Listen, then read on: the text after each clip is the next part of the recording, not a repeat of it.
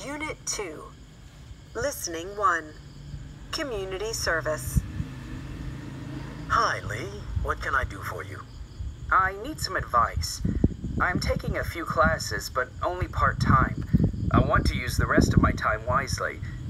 Do you have any recommendations? I'm happy you are thinking ahead.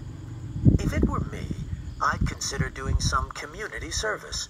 It looks very good on your resume and on applications for college, graduate school, or employment.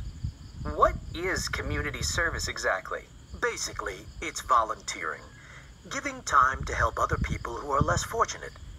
Usually these people don't have enough money or are in poor health. Service may be for individuals or for institutions. Institutions? Such as? Such as schools or hospitals.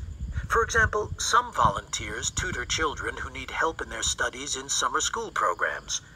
A lot of volunteers work in hospitals. For instance, they donate time to visiting patients who have no relatives, or run errands for busy doctors and nurses. I've heard of some volunteers reading to the blind, or working with children with disabilities. There are many other types of volunteering opportunities too. Sometimes volunteers do manual labor, like helping build a house or planting trees in a local park. It could also be something very simple, such as providing transportation for people who can't drive. I see. That sounds interesting. Do people do community service mostly to make their applications look good? For some, I think it may start that way. But in the end, this is important. Overall, I think it's down to altruism.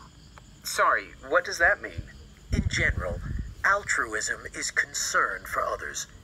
In other words, it's the opposite of thinking of yourself. Many cultures consider caring for the welfare of others as a virtue. It's different than feeling that you need to do something. You're not simply doing something because you have to. It's not a duty.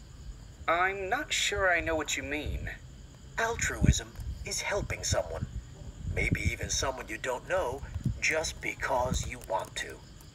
To illustrate, giving up a day to build a house for a less fortunate family that you may never even meet is altruism. We should discuss this concept more. It has nothing to do with you, but rather it's all about someone else. Other than feeling good, you, the volunteer, don't benefit. Only others benefit. It's been an area of interest for sociologists and psychologists for many years. That's interesting. I've been thinking about studying psychology.